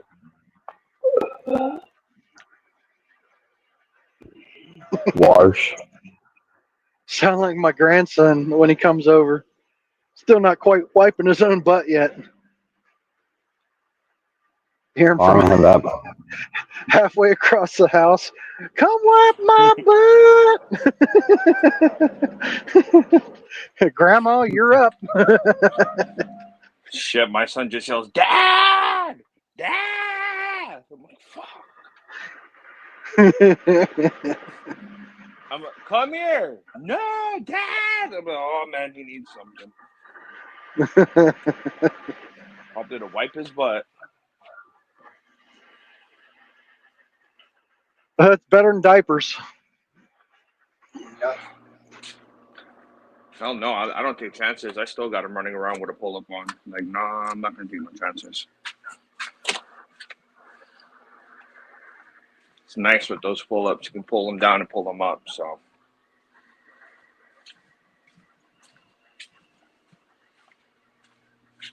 Almost there.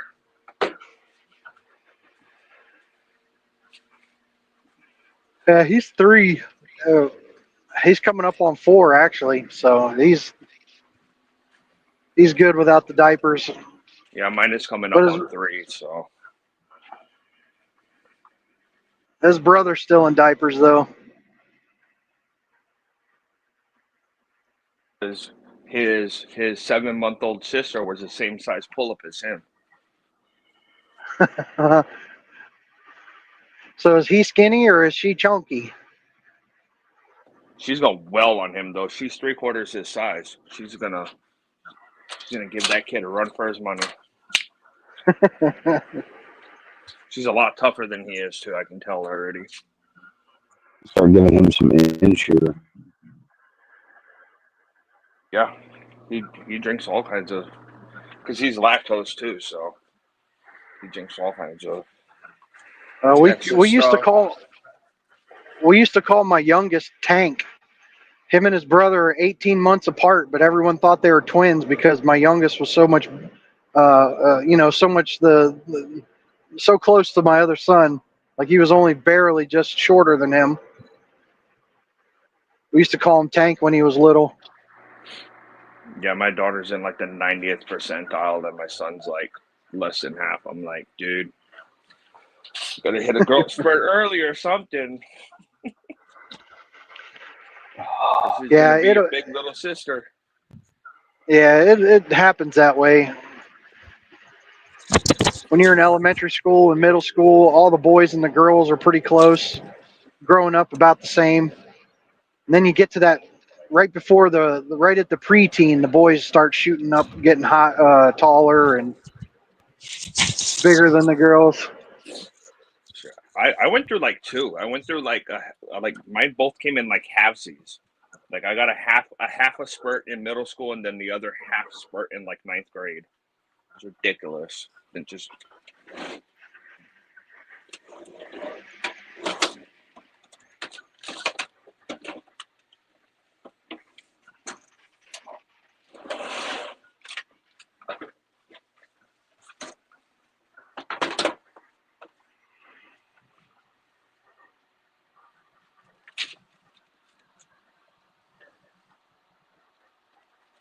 Yeah, I can't wait until my younger grandson gets a little bit older and lets go of mommy a little bit more, and then he can start spending the night. But he screams bloody murder if mom tries to leave him. oh, my kids are all daddy boys because I'm home most of the time. So I only work like 40 hours a week. My wife does freaking damn near double. So my kids are daddy boys.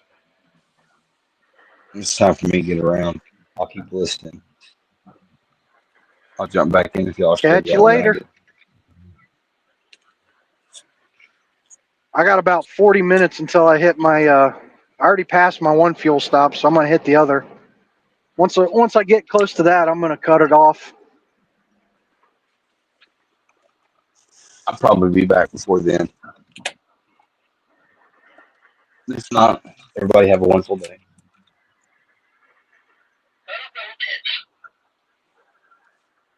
What the hell was that? Sounded like a transformer. It was a bow fang.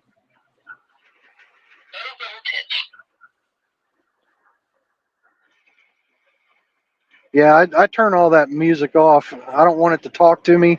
I don't want it to beep when I key up the mic.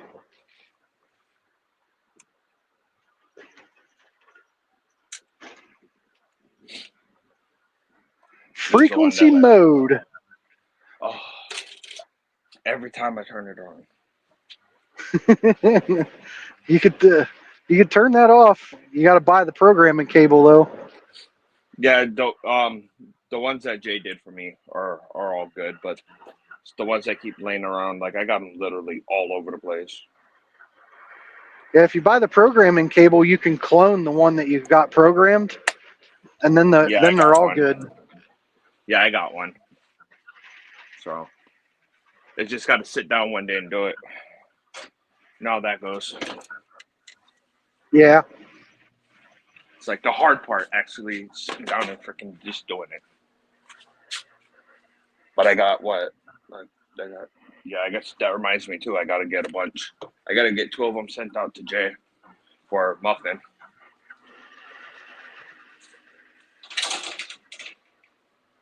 I told Muffin I'll send him 2 brand new radios to Jay. You just pay him for the program. So I bought a bunch.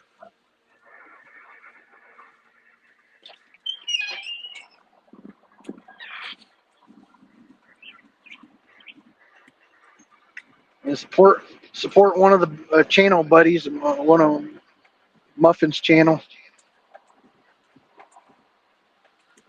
Executive order Trump is working on that would do away with citizenship birthright for everyone. Yeah, he's already signed the executive order, but it's going through court. They're trying to stop him.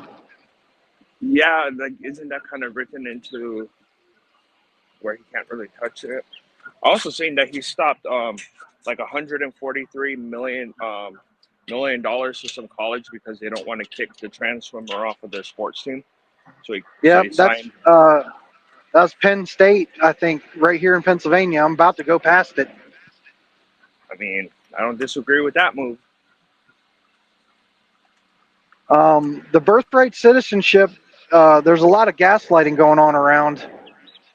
People are saying that it's in the Constitution, that he can't stop it because of I want to say the 14th Amendment. Yeah, like that was my understanding, was that it was written into the Constitution.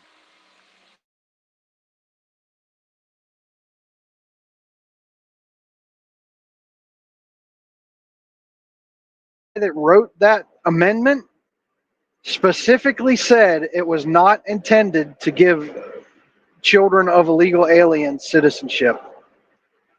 The guy that wrote that said that, and the Supreme Court has upheld it before, from what I understand, and it was in the 60s. The president did something, maybe he signed an executive order or whatever it was. They just quietly started giving birth certificates to babies of illegals. Yeah, I mean, I get it. Because, I mean, if you come here, if your parents are coming here the right way and everything, and, they have you in the process or, whatever, or mama's already with child on the way here, they're trying to do it. They're doing it right, so it transitions to you. I get that. But yeah, if you're going to just like try to like hop the border real quick, just knowing that you're about to get birthed just to pop one out here, that's abusing it. And you shouldn't get shit. Right there is when you're born to illegal parents, you're not subject to the jurisdiction of the United States because your parents aren't here legally. I think Trump knew that his executive order was going to go to the court, was going to go to, and they're trying to get it to the Supreme Court and make them actually make the decision. Because even if the Democrats were smart and what they wanted was birthright citizenship, they would have left it alone. Because in 4 years, when Trump is out of office and the pendulum swings like it normally does, and we get a Democrat president, the Democrat president can just undo everything Trump did. Pretty much. But if it goes through the courts and goes up to the Supreme Court, and they rule that that's not how it works, you don't born to illegal parents, then that's nationwide and that's permanent. Yeah. Unless you do an amendment to the Constitution, that's permanent and forever. But like I said, if the Democrats were smart, they would have just left it alone, and then they could have undid it.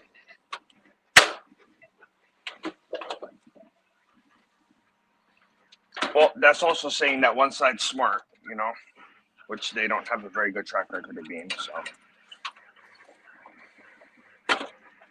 just like if the Justice Department was a plus, for the 2A as much as we hope they would be, all they need to do is go into the court cases that we've got right now, and just agree with the plaintiff that's suing them. Just go in there and intentionally lose the case. That way, all that can get taken up to the Supreme Court.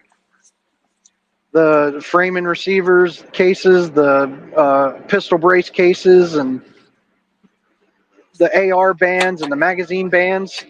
It's just all such. It's ridiculous. Yeah, all they need to do is go in and agree with the plaintiff.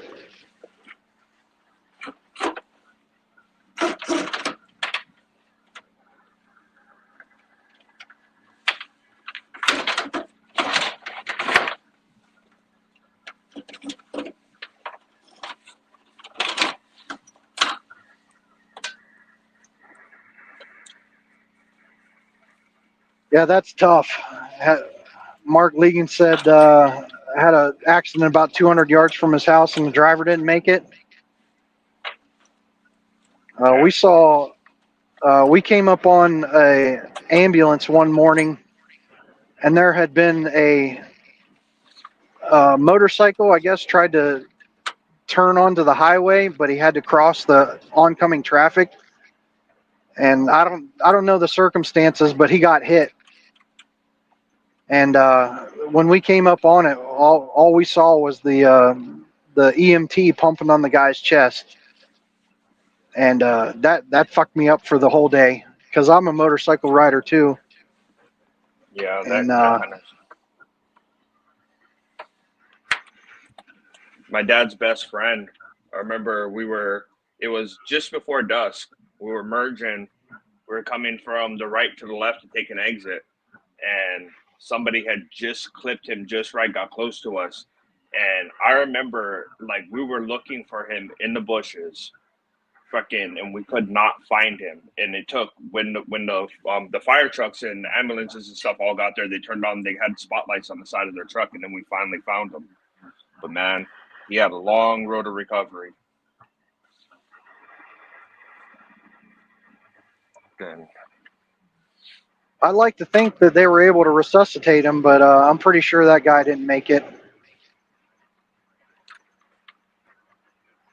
Then on the other side of town, there was another motorcycle accident. The guy got up, started walking around. Everyone thought he was fine, and then I think he even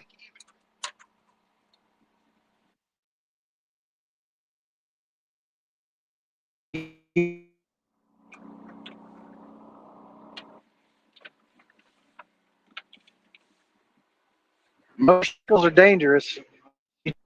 Every time you go out on one. what happened? The guy got up and he refused service. Yeah, he was up and he was up and walking around like he thought he was fine. I think he even refused the the ambulance. But what ended up being wrong with him?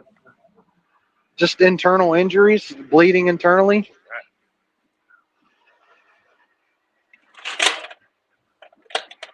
Tough dude right there, man.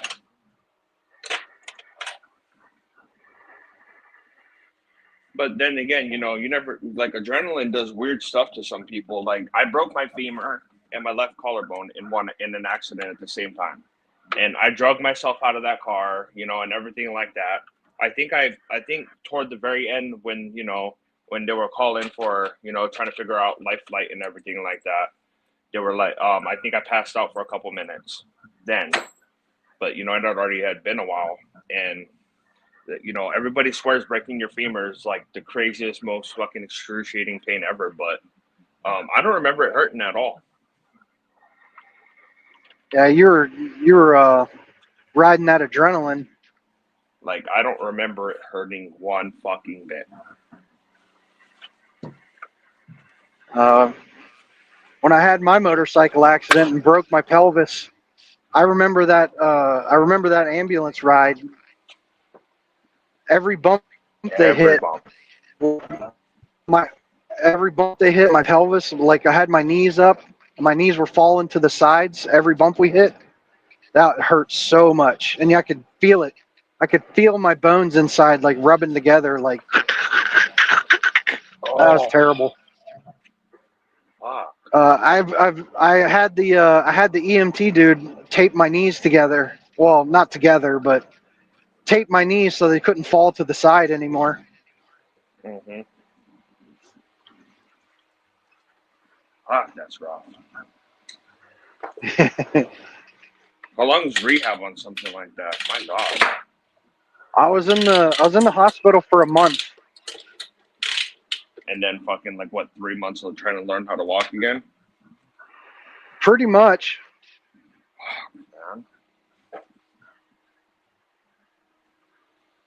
Man. Actually, probably not that long because right after my accident, maybe a month or so, like our lease was up, and we couldn't afford to live where we were living at the moment. So we were gonna have to move anyway. This was down in South Carolina, and I'm from the Smithsburg, Maryland area. So we ended up moving back home instead of just moving somewhere down in South Carolina. And my wife didn't want to bring our refrigerator with us, so we sold it. And the lady showed up alone with a pickup truck to get this freaking dual Fucking hate people, door man. storage. And it said in the listing that like you must move. So like I wasn't even out of my wheelchair yet, but I was able to stand. So I had to take the doors off of the refrigerator to get it out. And then I would move the fridge a couple of inches and then get back in my wheelchair, wheel forward, and then move the fridge a couple of inches. God, people suck, man. People fucking suck. Moral of the story is people fucking suck. Yeah.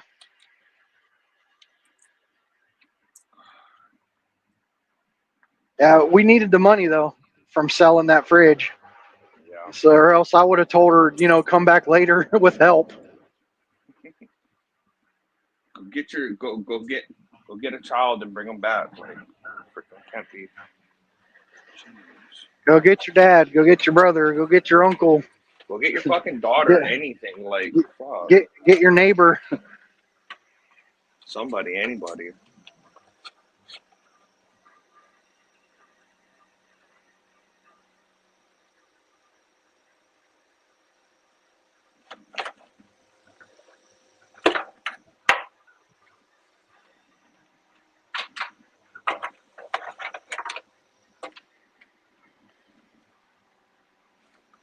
Yeah, that's definitely the worst thing that ever happened to me. That motorcycle accident was rough. I was afraid to move my legs, so when it came time to do rehab, like my legs didn't work anymore. Yeah. I don't know if when you broke your leg, if you had anything similar to that, but yeah, like it was freaking. Well, I was laid up for over a month in the hospital because I broke my left collarbone and my right femur. So I had to wait for one of the two to, like I had to wait for my collarbone to heal before I could start rehab and learn how to walk again.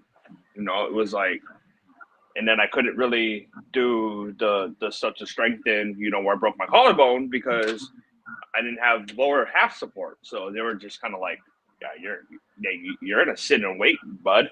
Like, it's a strange feeling to like command your leg to rise and nothing happens. yeah, it's freaking. It was crazy. It's weird. Very, very weird.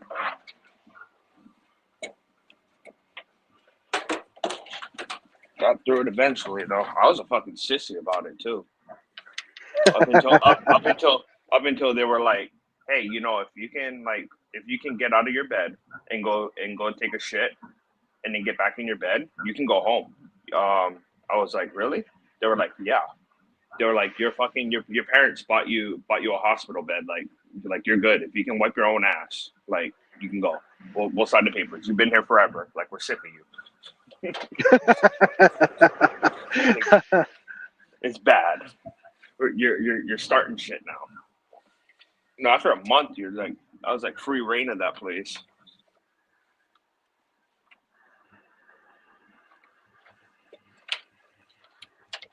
Yeah, the nurses when I was in the hospital, I heard them arguing about who got in my room because I was a soldier about it. Like they were giving me those shots in my belly every day to stop blood clots.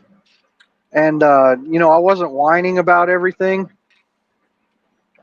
The guy in the place next to me is like, "Oh God, I can't. Oh, you got to do it for me. Oh, I can't." I'll freaking. My mom smacked me once when I was in there too. It was just kind of a funny one. So I was, like this all happened in like shit. What was I? I was probably 19. Yeah, I was 19 still, and freaking. So they had it was a teaching hospital. So they had they had some people come in or whatever like that.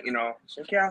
So basically, it came. I had to get my catheter changed, and Oh, there's freaking a girl that's probably about my age, and she's like, fuck, like this teaching hospital, like, are you okay with it? I was like, yeah, I don't give a shit, hell yeah! Bring a couple more. Yeah, so and you could tell too, she didn't want to ask. She's like, he's pretty much the same age, like, but she's like, I'm usually truthful about everything. So she goes change the catheter or whatever, right? And the girl's just walking her through the steps. She's like, even though you're pulling this or not, clean it or whatever like that. And then like she's like wiping goop off, right? And it's kind of further away. And then that's she went to go ask, and then the real nurse freaking started laughing, and then it's when she caught on, like, oh, yeah, that appendage isn't always the same size. Especially when it's getting cleaned by a girl your age. Well, it didn't grow, but she was wondering why there was goop, several inches away from where it was resting at. Like, yeah, that's where it goes to sometimes. Yeah, I had a catheter too. That was very unpleasant. I got some sort of protein blockage in my bladder, and my bladder was overexpanded. Uh-huh. And I don't remember if it was that or they thought maybe I had some sort of injury internal, but they left that catheter in there for like way longer than it probably should have been. And when they finally took it out, I could not stop pissing myself because that muscle was weak. Yeah, you lose it. Your bladder's a muscle, right? Yeah, that muscle that holds your urine back was weak, and I just could not stop pissing myself. Yeah, that'll happen. I was so happy. I was so happy when they took the bandages off and I was able to actually wear regular underwear. I wasn't running around with my butt hanging out. but my wife had to bring a couple different things of underwear for me, and it was embarrassing, Oh yeah. 30-something-year-old man, I can't stop pissing myself.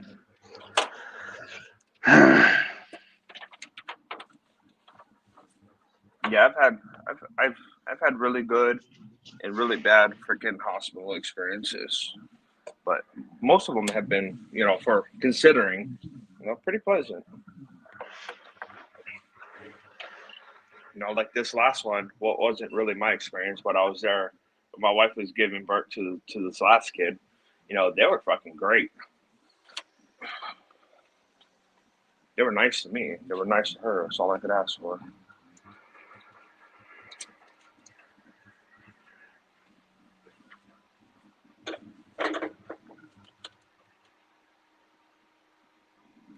Yeah, I feel like over the last probably 20 years, the hospitals have really gone downhill.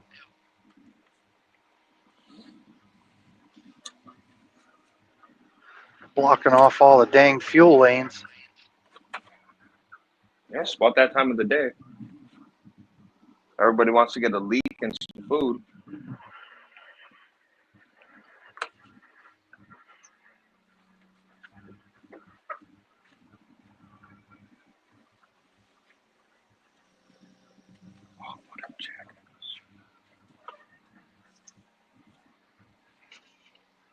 All right, guys, I'm going to wind it down.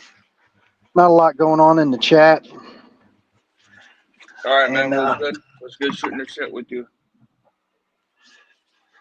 And you guys don't want to watch this gas station for 20 minutes. So thanks everybody for showing up.